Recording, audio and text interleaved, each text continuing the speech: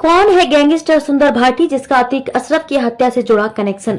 Noida, Delhi NCR और पश्चिमी उत्तर प्रदेश के लिए आतंक का पर्याय रहे ग्रेटर नोएडा के गंगोला गांव निवासी कुख्यात सुंदर भाटी का 30 साल का साम्राज्य राजनीतिक गलियारों में उसकी अच्छी पैठ की वजह से मजबूत था।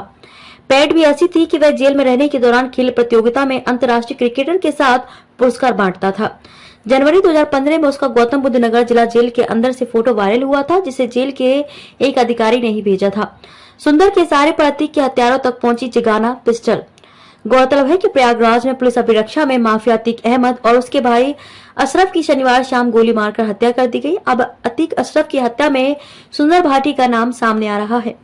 बताया जा रहा है कि सुंदर भाटी के इशारे पर अतीक अशरफ के हत्यारों तक जिगाना पिस्टल पहुंचाई गई थी। पाकिस्तान के रास्ते भारत आने वाली जिगाना पिस्टल का प्रयोग अतीक और उसके भाई अशरफ की हत्या में किया गया। रोहित पर दर्ज हैं 14 मुकदमे। 3 हत्यारों में शामिल रोहित उर्फ सनी हमीरपुर का रहने वाला है। उस पर कुरेरा थाने में 14 मुकदमे दर्ज हैं। वह सुंदर भाटी के साथ वर्ष 2019 में हमीरपुर जेल में बंद रहा था। उसी के दौरान वह सुंदर भाटी के संपर्क में था। सूत्रों ने दावा किया है कि पश्चिमी उत्तर प्रदेश के कुख्यात सुंदर भाटी के इशारे पर अतीक अहमद के हत्यारों तक जिगाना पिस्टल पहुंची। जिगाना एक आधुनिक हथियार है जिसका प्रयोग विदेश की आर्मी में किया जाता है। जिगाना पिस्टल का प्रयोग पंजाब में हुई गायक सिद्धू मूसेवाला की हत्या में भी किया गया था।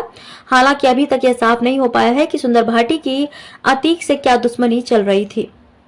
सुंदर भाटी पर 62 आपराधिक मुकदमे दर्ज हैं। उसको हाल ही में गौतम बुद्ध नगर जिला न्यायालय ने हरेंद्र प्रधान हत्याकांड में आजीवन कारावास की सजा सुनाई थी। उसके बाद से वह जेल में है। वर्तमान में सुंदर सोनभद्र की जिला जेल में बंद है। फिलहाल जिगाना पिस्टल का मौके से बरामद होना इस ओर इशारा कर रहा है कि यह पाकिस्तान के रास्ते पंजाब और फिर प्रयागराज आरोपियों तक पहुंचाई गई। सूत्रों ने यह भी दावा किया है कि कुछ दिन पहले अतीक की हत्या के आरोपियों ने जेल में सुंदर से मुलाकात भी की थी। पंजाब के कुख्यात जग्गू भगवानपुरिया का नाम पूर्व में भी जिगाना पिस्टल की सप्लाई में प्रकाश में आ चुका है। जांच एजेंसी उसकी भी कुंडली खंगाल रही है कि आरोपित जग्गू के संपर्क में रहे थे या नहीं।